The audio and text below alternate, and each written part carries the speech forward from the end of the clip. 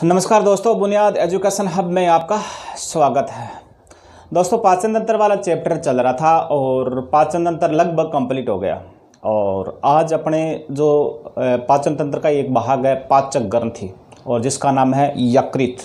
कौन सी हो जाएगी? यकृत। और ये भी दोस्तों चैप्टर बहुत इम्पोर्टेंट है। दोस्तों, यकृत को अपने इंग्लिश में क्या कहते हैं? यकृत को अपने इंग्लिश में कहते हैं लीवर। इंग्लिश में अपन किस नाम जानते हैं? लीवर। और इसे अपन जिगर के नाम से भी जानते हैं। इसे अपन किस नाम जानते हैं? जिगर के नाम से भी जानते हैं, कलेजा भी कहते हैं, लीवर भी कहते हैं और यकृत भी कहते हैं। ठीक है, अब देखिए दोस्तों, जो ये यकृत है और यकृत एक महत्वपूर्ण पाचक ग्रंथि है। तो आपको याद रखना, यकृत एक महत्वपूर्ण पाचक ग्रंथि है। तो आपको याद रखना है कि यकृत है, ये एक महत्वपूर्ण पाचक ग्रंथि है।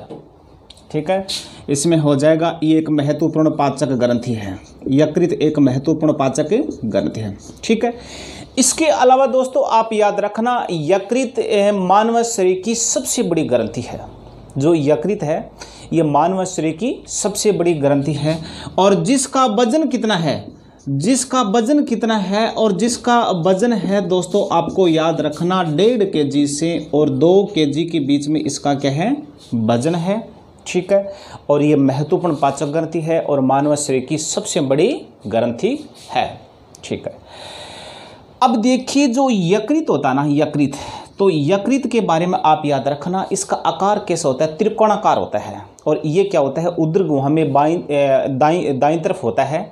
और इसका आकार कैसा होता है? तो आकार के बारे में आप याद रखना, ये त्रिकोणाकार होता है। कैसा होता है?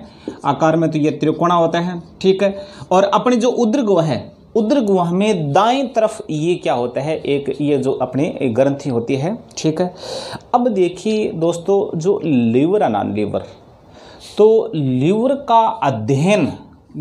का अध्ययन विज्ञान की किस शाखा के अंतर्गत किया जाता है? विज्ञान की वह कौन सी शाखा है और जिसके अंतर्गत अपन लीवर का अध्ययन करते हैं? तो दोस्तों एक याद रखना कि हिपेटाइटिस रोग में लीवर अंग प्रभावित होता है। तो इसी से संबंधित ये शाखा है। तो लीवर का अध्ययन विज्ञान की किस शाखा में अंतर्गत किया जाता है? तो उस शाखा का नाम है हिपेटोलॉजी। क्या नाम हो जाएगा? हिपेटोलॉजी। और हिपेटोलॉजी के अंतर्गत आपको याद रखना लीवर का अध्ययन किया जाता है। ठीक है, अब देखिए, लीवर ही अपने शरीर में एकमात्र अंग है जिसकी पुनरुद्ध वहन सबसे ज़्यादा है। मतलब अपने शरीर में मस्तिष्क की पुनरुद्ध वहन क्षमता सबसे कम है और लीवर की और पुनरुद्ध वहन क्षमता सबसे ज़्यादा है। तो आपको याद रखना कि जो लीवर है और इसकी जो पुनरुद्ध वहन क्षमता है, इसकी पुनरुद्ध वहन क्षमता और इसकी क्या है? सर्वाधिक है। मतलब ये अपने शरीर का एकमात्र ऐसा अंग है जिसकी पुनरुद्ध वहन क्षमता क्या है? सबसे ज़्यादा है। ठीक है, अब देखिए दोस्तों, जो आपने नाम सुना होगा कि जो शराब पीने वाली व्यक्ति है, और शराबियों में अपन देखते हैं कि सबसे ज़्यादा खराब, सबसे जल्दी अंग जो खराब होने वाला अंग कौन सा है? या जो शराब पीते हैं और शराब से और सर्वाधिक प्रभावित होने वाला अंग कौन सा है? तो वो आपको याद रखना लीवर। कौन सा हो जाएगा? लीवर हो जाएगा। ठीक है, इसके अलावा दोस्तों आपको याद रखना लीवर ये करता क्या है? लीवर क्या करता है? तो आपको याद रखना है कि जो अपने शरीर में जो विषाक्त पदार्थ है अपने शरीर में, और जो मतलब जो जहरीले पदार्थ है और विषाक्त पदार्थों को ये डिटॉक्सिफाई करता है। क्या करता है? ये जो मतलब जो जहरीले पदार्थ है अपने शरीर में, जो विषाक्त पदार्थ है, इसको क्या करता है? विषहरण करता है या डिटॉक्सिफाई करता है। ठीक है, इसके अलावा दोस्तों आपने सुना होगा कि जिस व्यक्ति को जहर देकर मार दिया जाता है, और अगर किसी व्यक्ति को जहर देकर मार दिया जाता है तो उसके कारणों का अगर अपन पता लगाना है, तो उसके कारणों का पता लगाने के लिए और डॉक्टर क्या करता है? किसकी जांच करता है? लीवर की जांच करता है। मतलब अगर किसी व्यक्ति ने और को जहरीला पदार्थ खा लिया है या इसे कोई भोजन में जहरीला पदार्थ मिला के उसे खा दिया गया है, उसकी मृत्यु हो गई है, और इसकी मृत्यु का जो कारणों का पता लगाने के लिए डॉक्टर क्या करता है? लीवर की जांच करता है। किसकी जांच करता है? लीवर की जांच करता है। और इसके अलावा मैंने आपको बताया कि लीवर अपने शरीर में जो जहरीले पदार्थ है उनको क्या करता है और विषहीन करता है या डिटॉक्सिफाई करता है। तो आपको याद रखना वो कौन सा अंग है? तो वो अंग है लीवर। ठीक है। इसके अलावा दोस्तों आपको याद रखना कि जो प्रोटीन है ना, प्रोटीन, और ये प्रोटीन के जो आप याद रखना कि जो लीवर है ना, लीवर ये प्रोटीन के उपापचय में सहायक होता है। जो लीवर की जो प्रोटीन की उपापचय में क्या होता है? सहायक होता है। और प्रोटीन के और विखंडन से क्या बनती है? अमोनिया बनती है। प्रोटीन की उपापचय से क्या बनती है? अमोनिया बनती है। क्या बनती है? तो आपको याद रखना वो बनती है अमोनिया। और अमोनिया के बारे में आप सभी जानते हो दोस्तों, ये बहुत जहरीला पदार्थ होता है। ठीक है। और जो मछलियाँ होती हैं, मछलियों क्या करती हैं? अमोनिया को संचित रख सकती है। ठीक है। और मछलियों की जो जो जो जो अपशिष्ट पदार्थ होता है, ठीक है, और उनमें अमोनिया सबसे ज़्यादा निकलता है। ठीक है। या स्वच्छ जो कछुए होते हैं उनमें क्या है? अमोनिया सबसे ज़्यादा उत्सर्जित करते हैं। ये अमोनिया बहुत विषैला पदार्थ होता है और ये अपना लीवर क्या करता है? अमोनिया को यूरिया में बदल देता है। अमोनिया को किस में बदल देता है? यूरिया। ये लीवर क्या करता है? तो आपको याद रखना ये लीवर अमोनिया को किस में बदल देता है? यूरिया में बदल देता है। ठीक है। अब देखिए दोस्तों, आपसे पूछ लिया जाए कि यूरिया का निर्माण अपने शरीर में कहाँ होता है?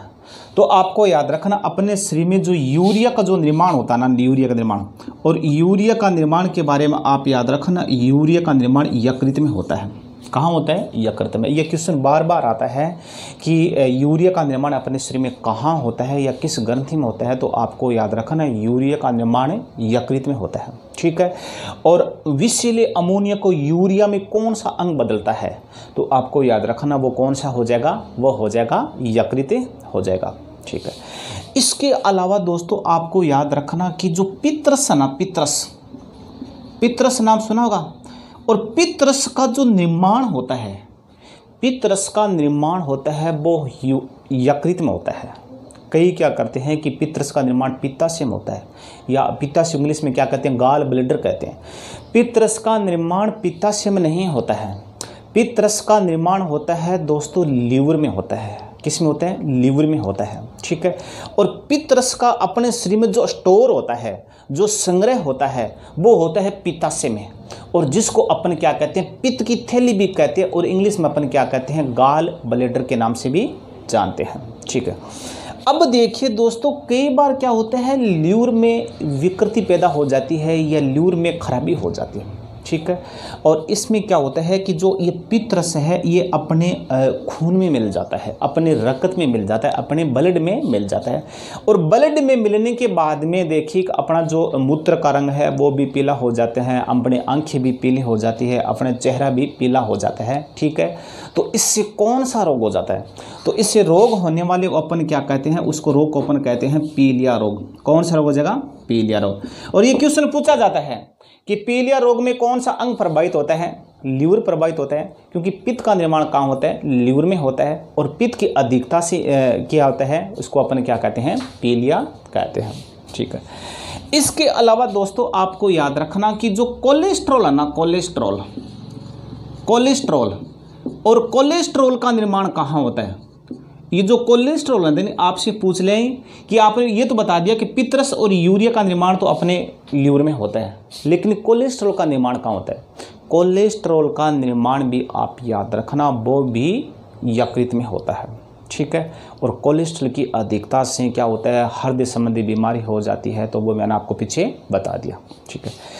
इसके अलावा दोस्तों कई प्रोटीनें हैं और बहुत प्रोटीन है, और कई प्रोटीनों का निर्माण क्या होता है? अपने लीवर में होता है, और वो बहुत महत्वपूर्ण जो प्रोटीन है। और वो प्रोटीन कौन कौन सी है? तो सबसे पहले हो जाएगी 1 नंबर फाइब्रिनोजेन। कौन सी प्रोटीन हो जाएगी? फाइब्रिनोजेन।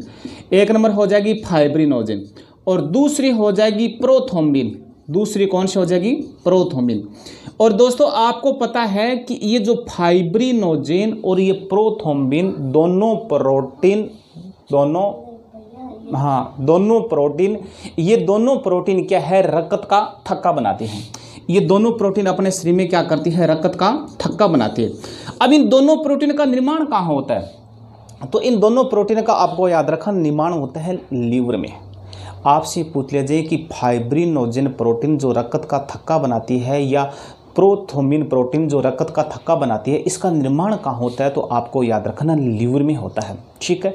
इसके अलावा दोस्तों एक इनकी विपरीत प्रोटीन है और उस प्रोटीन का नाम है हिपेरिन प्रोटीन। क्या नाम है?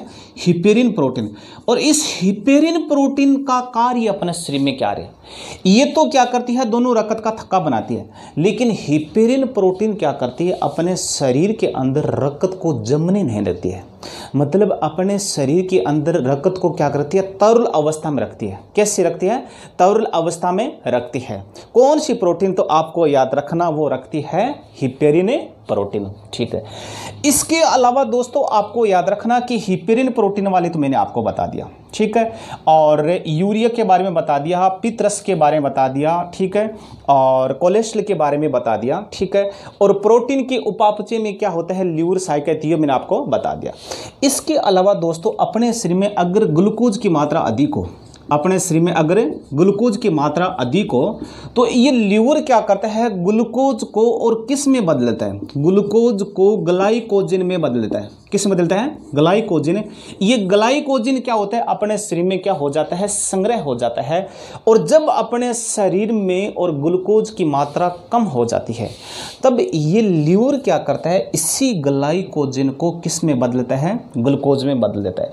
अब सीधा सा क्वेश्चन पूछा जाता है कि अपने शरीर में ग्लूकोज की मात्रा को नियंत्रण करने वाला अंग कौन सा है, नियमन कौन सा अंग करता है, तो यकृत करता है। ग्लूकोज को ग्लाइकोजन में कौन बदलता है, तो दोस्तों आपको याद रखना वो कौन सा हो जाएगा, वो हो जाएगा यकृत हो जाएगा। अब देखिए दोस्तों ये जो सभी क्रियाएं हैं, ये सभी क्रियाएं देखो मैंने आपको बताया, यूरिया का निर्माण, पित्तरस का निर्माण, ये प्रोटीन वगैरह ग्लूकोज ग्लाइकोज में बदलता, ये सभी क्रियाएं कहाँ होती है, तो ये अपने यकृत में होती है। और इसीलिए यकृत को अपन क्या कहते हैं, अपने शरीर की रसायनशाला भी कहते हैं। इसीलिए यकृत को अपन क्या कहते हैं, अपने शरीर की रसायनशाला के नाम से भी जानते हैं। ठीक है। ये हो जाएगा दोस्तों लीवर वाला चैप्टर कंप्लीट। और आप ज़्यादा से ज़्यादा लाइक शेयर सब्सक्राइब जरूर करिए।